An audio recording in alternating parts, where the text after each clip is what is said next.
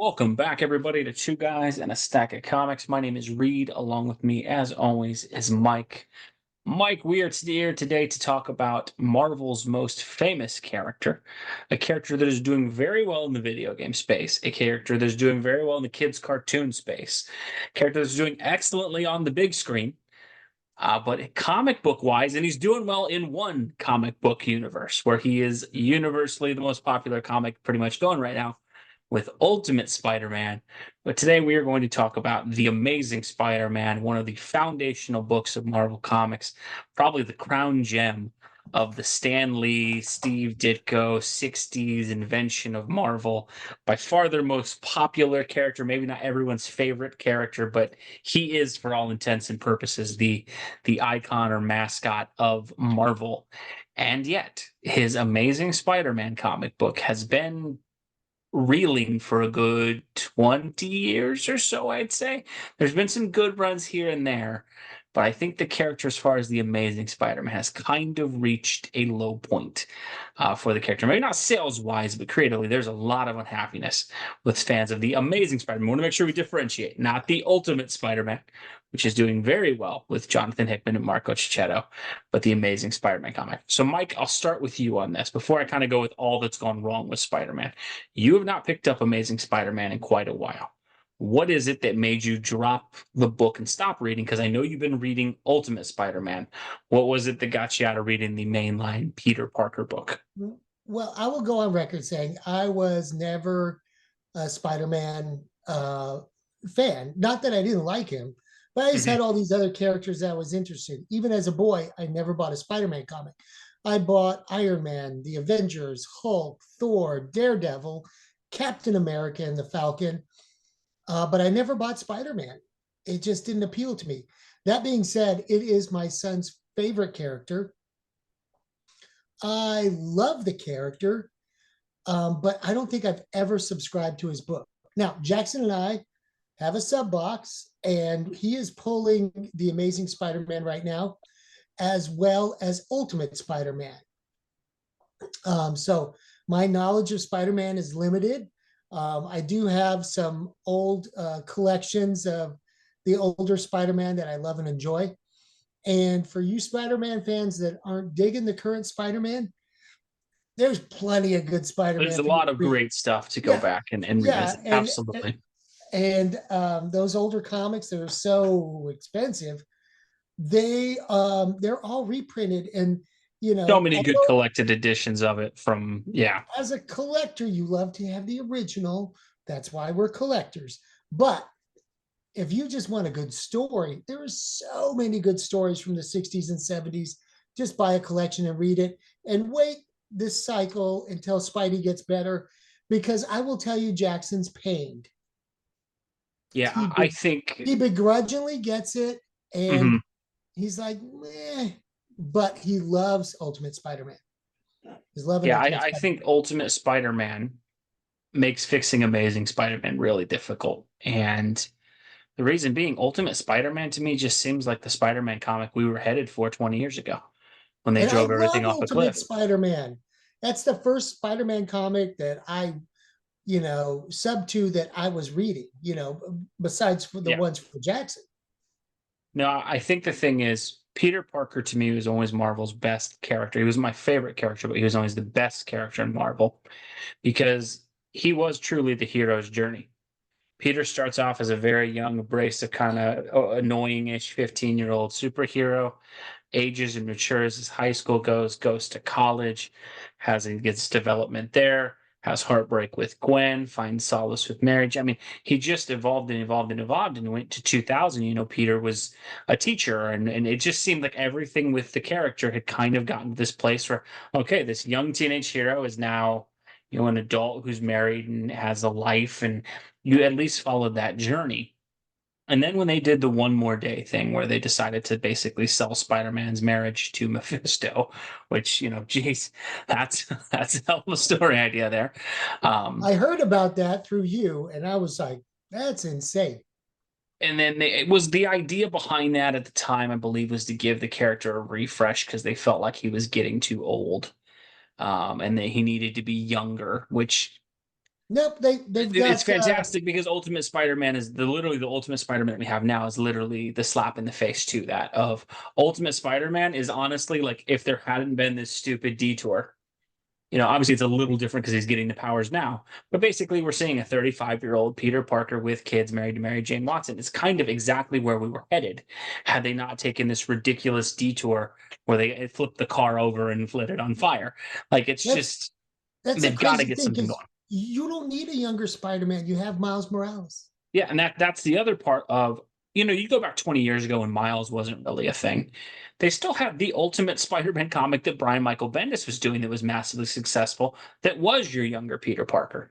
So this weird emphasis that they got on Peter needs to stay young, irresponsible, and kind of immature because our readers won't connect to him otherwise is just massively stupid because the other part that Marvel only seems to understand too is they know their fan base is older. That's why they don't make comic books the way they used to, where they're mainly for kids, and they put more mature themes and things in them now because they understand their audience is older. So it's one thing if you want, what the character is growing up too much. We know this is the aim of 5 and 6 year olds to read this, or 7 to 10 year olds, whatever it might be. The character being married and all that, it's a little bit too much. We want to revert the book back to when he was younger. They didn't do that. They instead decided, no, we just want to be like a young, immature, stupid 20-year-old who just completely doesn't get his life together ever. And I think what we've done, because you look at how they really broke this, it's interesting is, that you look at, I think it was 10 years ago, not 10 years ago, maybe 6 years ago, is that Nick Spencer got on the character. And Nick Spencer really spent about 74 issues almost rebuilding Spider-Man. And while I think it started a little bit rough, by the end of that thing, Peter Parker was acting a lot more like Peter Parker. He was back in a relationship with Mary Jane. He seemed like he was going to propose. And it seemed like, wow, they've really made an effort to undo the stupidity that they've done before. Then lo and behold, they decided they were going to do some night. I think they got rid of Nick Spencer. They did some 19 issue Beyond thing where Ben Riley came back with a mysterious twist. 6 months in the future, Peter's life has fallen apart and he's an irredeemable loser again. And I think the thing is, they've just got to pick a lane with Peter. And what I mean by that is, you got to either he's got to be with Mary Jane or write her out of the book. Mary Jane being there is the worst possible thing for Spider-Man right now as a character. And I want him to be married to Mary Jane in the comic books. But the worst thing they do is she's become this annoying plot element that as a fan does not work. They've turned her into a superhero now, which is mind-numbingly dumb. But the other thing that you have is if you're just going to use her as bait to dangle me in every 4 years, you've done this twice now. You've done this 2 or 3 times. Mary Jane either needs to go away permanently, marry her off to someone else, or have her move on, or get her back with them. Because the biggest thing they do is they don't let Mary Jane Watson as a character doesn't really exist outside of Peter Parker. She can't sell a book on her own. She doesn't have enough fans to maintain that interest. She largely exists within Peter Parker's story. And that may not be the nicest thing to say about a character, but let's be honest, if anyone launched a Mary Jane comic book with nothing to do with Peter or his villains, it's not going anywhere. So the biggest thing is she's either got to be attached to the Spider-Man world or you got to get rid of her because she's become this annoying plot device that every time sales get low, let's throw MJ back out there. We don't ever commit to anything else. I just think they have to make a decision with that. And then I think the other part with Peter is I think you just need to get to where Peter matures and becomes like a leader in the Marvel universe. You've got Miles as your young. They've decided we need 75 spider people. I don't really like that idea, but I accept the reality that Miles And isn't they going anywhere. they want a younger Spider-Man. Yeah, So maybe Miles will just take the heat off of Peter and yeah. we could just have regular old, Petey. Get us back to Peter maturing the way that he used to. Because that was, in all honesty, while Peter Parker's probably like my fourth favorite superhero behind a couple others, the biggest reason I always liked Spider-Man and I always kept an interest in Spider-Man is you could kind of check in and he grew. He grew a little bit with you as a reader. You could see Yeah, Peter maturing, and that was really cool. And yes, it was 2 years for every decade or whatever, because he was probably in his late 20s and he'd been around for 50 years. But at yeah. least he'd gone from 15 to a little bit older. The thing is now they make him older, but they make him almost immature to the point that he's not a person you'd like. I think that's the thing with Peter anymore is when he was younger, the immaturity and the irresponsibility, and then he can never show up and he always loses, was kind of charming because it was like that's a lot of us in our teens. That's a lot of us in our 20s. Right. Once someone's in their 30s, they can't meet their commitments. They're lackadaisical about everything, and they always lose. I'm not apathy. I don't have empathy for this person. It's just more apathy. It's just more, yeah, like that's whatever, man. You lost again.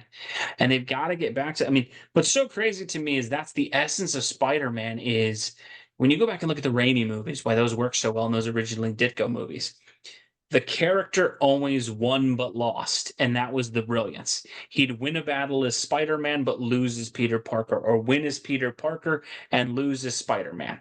And it was always this constant search of trying to find balance between the two.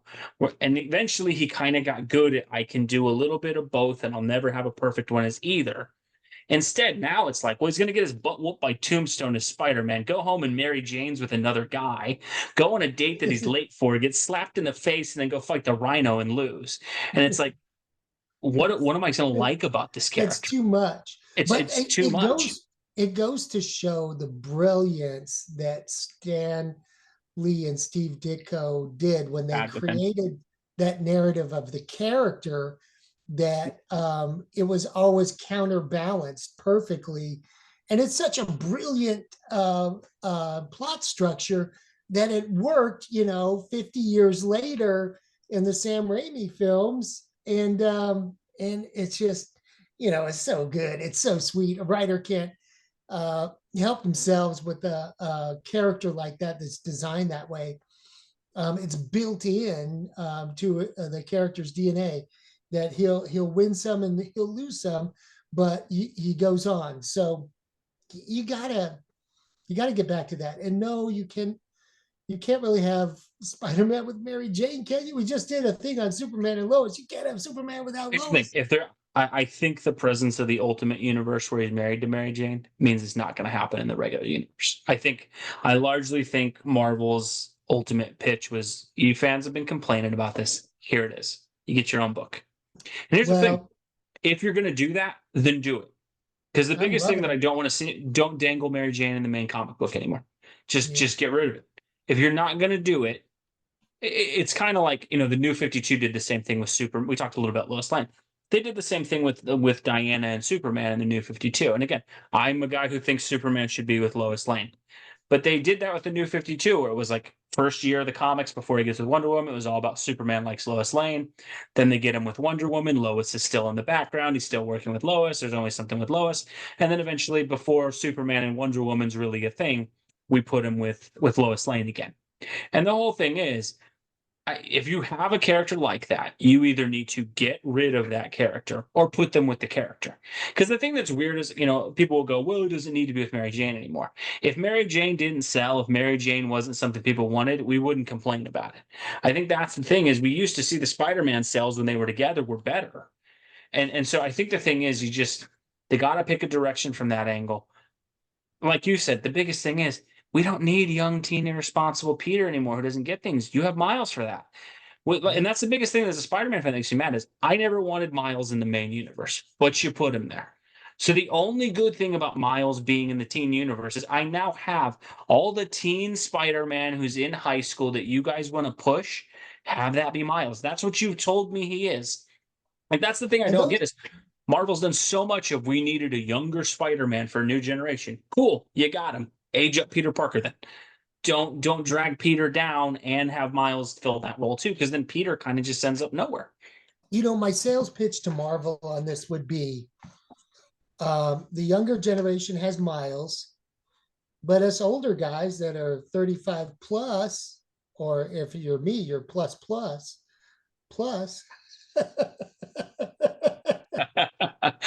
And we're loving the Ultimate Series. Why? Because Peter's a guy that we can relate to again. We're Yeah, all grown up, we're married, we have kids, but we still like to fantasize about fighting crime and being the hero of our own stories. And us old guys will keep buying Amazing Spider-Man if we got a Peter like that we can relate to. Yeah, we related to him when we were younger and he was younger, but now we're older and our kids love Miles Morales, but we still want regular old Peter. with Mary Jane, and that's just the good stuff Well, right.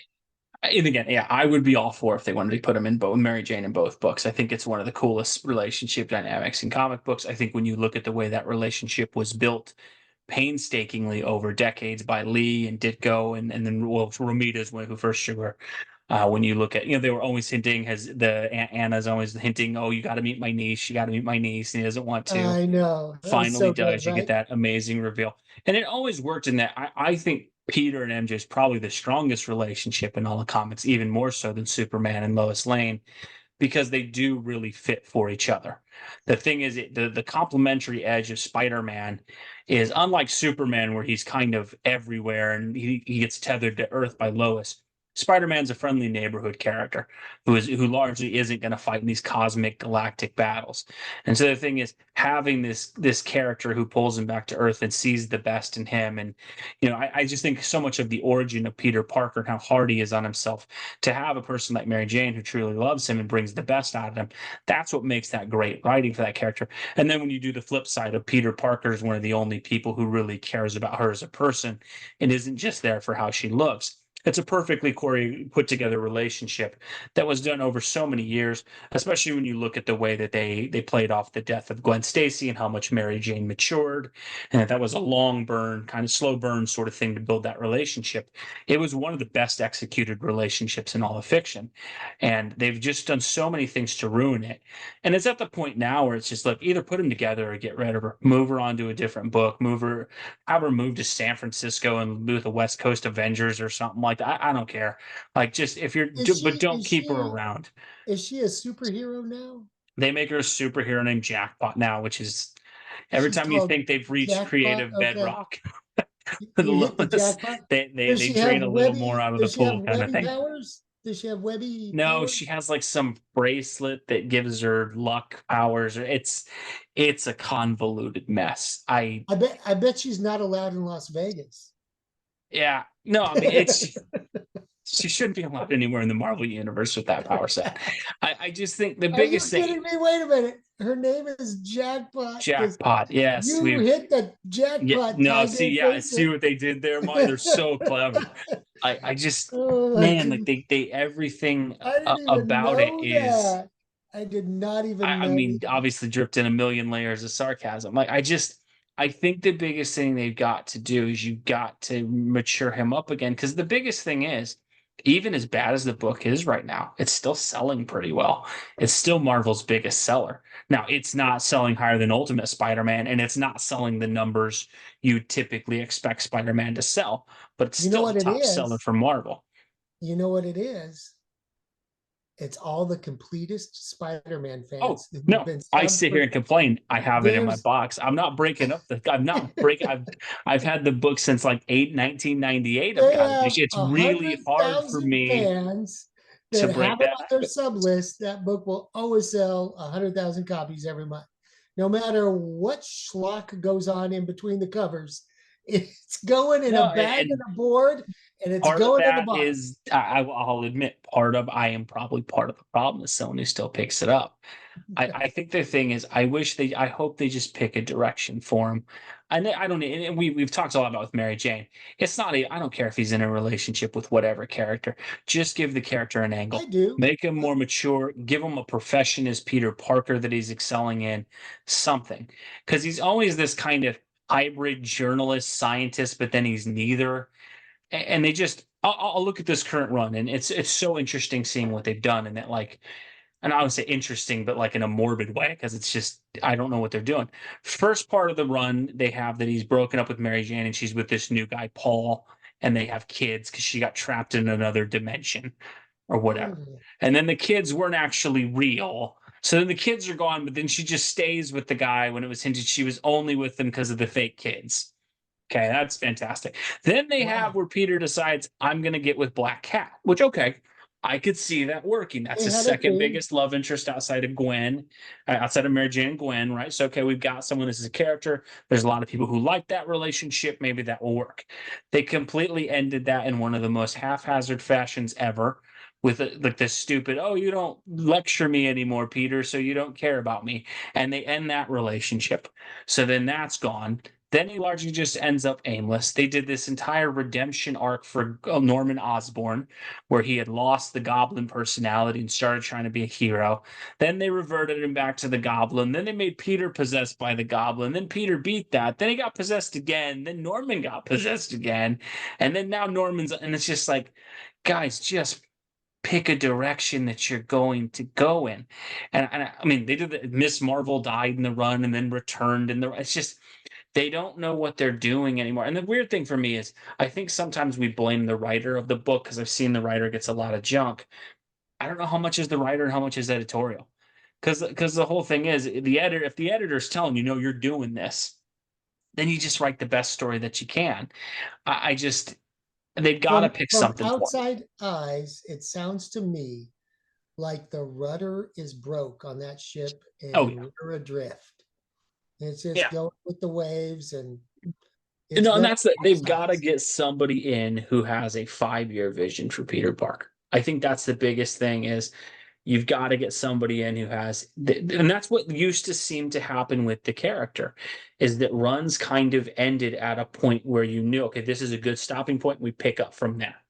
Right. There was a definitive, I think that's the thing with Peter more than any other comic book character.